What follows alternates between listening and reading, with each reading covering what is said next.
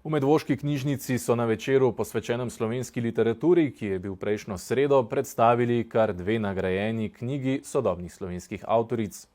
Roman Roža Ovijalka Mojce Strauss-Istenič in roman Radost v travi Marje Novak-Vogrič.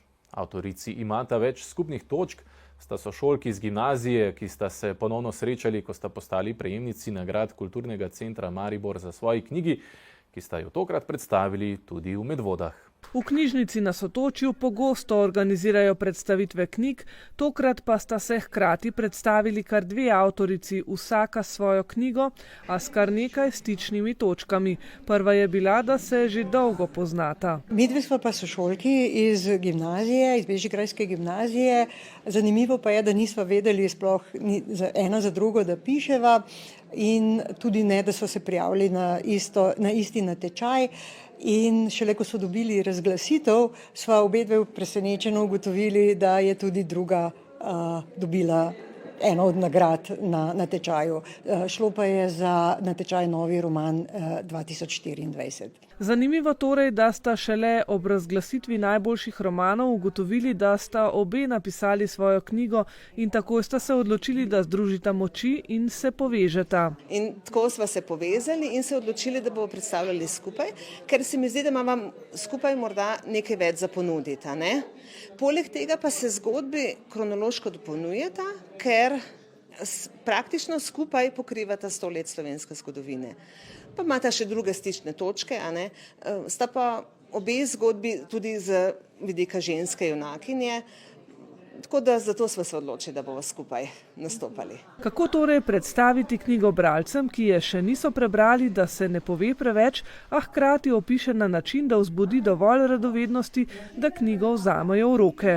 Zamislila sem si to tako, s kolegico skupaj seveda, da dejansko vzpostavlja atmosfero, ki je v samem romanu, in da če bo ta dovolj privlačna, bo potem tudi zgodba potegnila. Meni osebno ni toliko simpatično, če že vnaprej vem, kakšna je zgodba, preden se lotim branja, zato nisem hotela kaj dosti izdajati okrog tega, hkrati pa narediti ravno toliko privlačno, da bo bralka ali pa bralec vzel z veseljem v roko knjigo. Mojca Strauss-Istenič je na natečaju prejela prvo nagrado, romana Roža Ovijalka pa ni napisala prav za ta natečaj. To je bilo pa zanimivo, jaz sem videla razpis in ta prva misel je bila, joj, škoda, da ga nimam že končanega, ko bi bil drugo leto tak, bi bilo pa v redu. In tako sem pustila kakšen mesec, dva, da sta šla mimo. Potem pa kar naenkrat mi pa šino v glavo, čakaj malo, zakaj pa ne bi končala, sej lahko, a ne, sej če se spravim zraven, bo pa šlo. In pa sem se res usedla zraven in ga končala. Ni bilo tako lahko, kot se zdaj sliši, ker sem napisala, mislim, da ne 5 različnih koncev, preden sem bila zadovoljna, ampak ja, dokončala do tistega roka in ga pogumno poslala. Mojca Strauss-Istenič je od nekdaj rada pisala, a šele v času prve koronske izolacije, ko ni bilo več toliko vsakodnevnih obveznosti, se je začela s pisanjem ukvarjati bolj predano, se vključila v skupino pisateljev v okviru društva Pisalni stroj ter se lotila bolj resnega pisanja. Napisala je številne kratke zgodbe, kar nekaj med njimi so objavili v različnih revijah. Pišem pa že skozi, zdaj jaz sem po poklicu sicer trener poslovnih veščin in kot taka sem pisala veliko raznih teh priročnikov in take zadeve, pač čisto za interno uporabo, ampak vedno sem pa tudi pisala zraven, že od otroštva, no. Recimo v osnovnih šolah, se veste, so imeli včasih te časopise, revije, take stvari. Potem je pa prišla korona in korona mi je pa dala nek čas, da sem rekla, kdaj, če ne zdaj. Tako da takrat se je spremenilo to. Roža Ovijalka je ganljiva pripoved o močni ženski, ki jo vihra druge svetovne vojne prisili zapustiti rodni Maribor. Skozi življenjske preizkušnje se glavna junakinja vse bolj osvobaja okov patriarhalne družbe in razkriva zgodbo poguma, odpornosti in samospoznanja.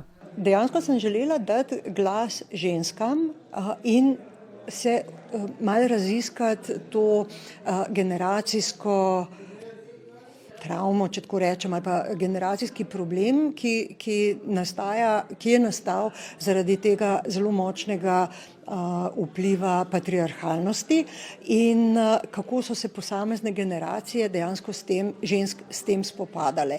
Vsakič sem vzela eno osebo, žensko, kot glavni lik, ki ima seveda težave z tem oziroma specifike z tem, in ker so v različnih obdobjih, in ta Roža Ovijalka je recimo v obdobju pred in med drugo svetovno vojno, je bila takrat kultura drugačna, druge možnosti so imele. Ta drugi roman se ukvarja približno v 70 letih, ta tretji bo pa pač tam 80, 90, tako da bom pokrila na tako daljše obdobje. Tema je pa dejansko ta generacijska, preseganje generacijske travme. Roman Roža Ovijalka je prvi del trilogije, ki jo je načrtovala že od začetka. Ja, že v štartu, kar je bilo najbolj presenetilo to mene in tudi strah me je bilo nepopisno, se nekako kako, ne? Nikoli nisi nič pisala, zdaj pa kar naenkrat trilogijo, ali bom sploh zmogla, ali bo šlo. Zdaj trenutno sem drugi roman že tudi napisala, upam, da bo išel letos še. Za tretjega pa počasi zbiram ideje, prebliske, zapisujem malo, tako da ja, upam, da bo šlo. Mojca Štravs-Istenič sedaj piše svojo drugo knjigo. Vzpodbudo pa ji daje tako nagrada, kot zelo pozitivni odzivi na prebrano knjigo. Mogoče to, da sem dobila enega najlepših komplimentov oziroma povratno informacijo od gospoda, ne od gospe, ki ga sploh ne poznam mimogrede, prebral mojo knjigo in je pač neki moji prijateljici, ki pa jo poznam, povedal, to je pa res bilo tako. Tako so delali z mojo mamo. Se spomnim. In to mi je bilo tako, ja, ta prava stvar. Roman Marje Novak-Vogrič Radost v travi pa raziskuje ljubezen in izgubo v času velikih družbenih sprememb tik pred razpadom Jugoslavije. Gre za globoko refleksijo o moči ljubezni, minljivosti in človeški volji v obdobju, ko se zgodovina piše na novo. Knjiga je delno avtobiografska in jo je imela avtorica v mislih že mnoga leta. Prvo verzijo pa je napisala že 10 let, preden jo je dala na natečaj. Zaradi napornega dela, skoraj 30 let je bila namreč dopisnica mednarodne tiskovne agencije Reuters, pa je imela premalo časa za končne popravke in tako je ostala zelo dolgo nedokončana. Hkrati pa sem tudi želela mogoče napisati zgodbo o tem, kako je propadala Jugoslavija. Zaradi tega, ker mi je še vedno kar težko, ko slišim nekoga, ki idealizira Jugoslavijo, ki razlaga, takrat je bilo vse boljše, ki reče, takrat so imeli to pa to, zdaj pa tega ni. In takrat, ko to berem, ko slišim kakšnega politika, ki to razlaga, najrajši zakričala.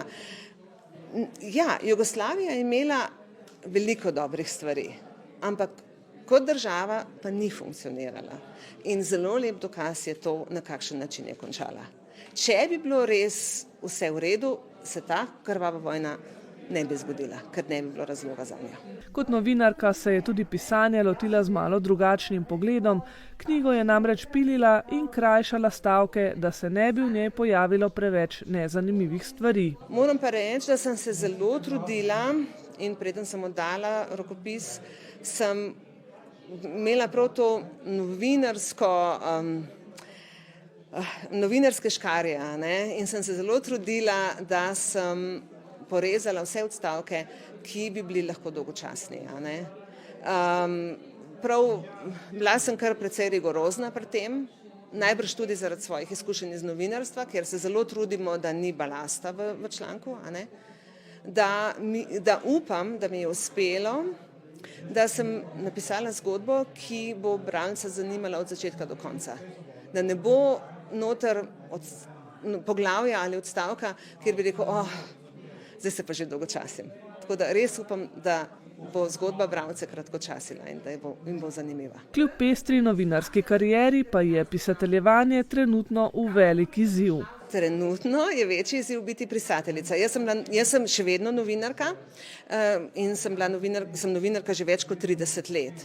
In seveda na začetku svoje kariere sem bila predana samo novinarstvu in to zelo.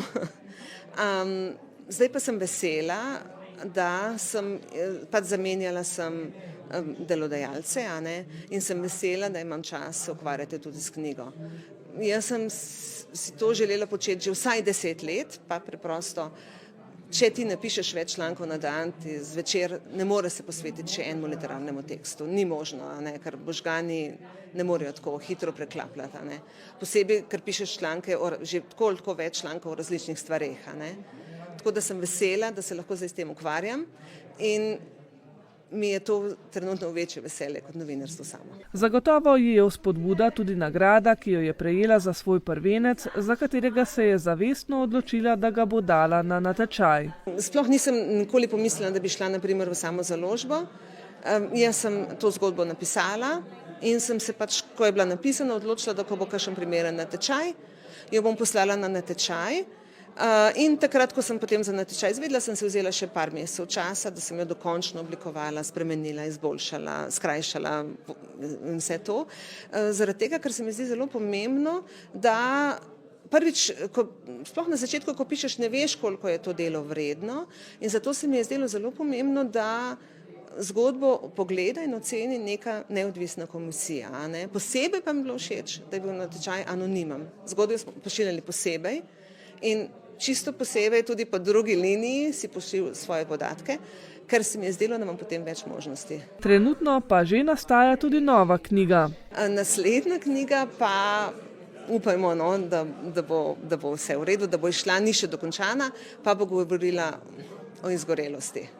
Ker sem v svoji novinarski karieri doživela tudi kar hudo izgorelost in zdi se mi, da je zaradi novih tehnologij smo ljudje zdaj v veliko večji nevarnosti, da se nam zgodi izgorelost, kot smo bili na primer pred 20 leti in več. Ne? In zaradi tega si pišem to knjigo in upam, da bo na primer v naslednjih letih, v naslednjem letu 2 išla. Romana obeh avtoric lahko kupite, na voljo pa sta tudi za izposojo v Medvoški knjižnici, ki ju je tokrat z veseljem gostila. Knjižnica Medvode jo je zelo lepo sprejela, kar za nekatere druge knjižnice ne morem reči, a ne. Poleg tega pa tukaj živi moj oče, tako da sem v tem kraju vsaj enkrat na teden z njim in tudi velikokrat prideva v knjižnico.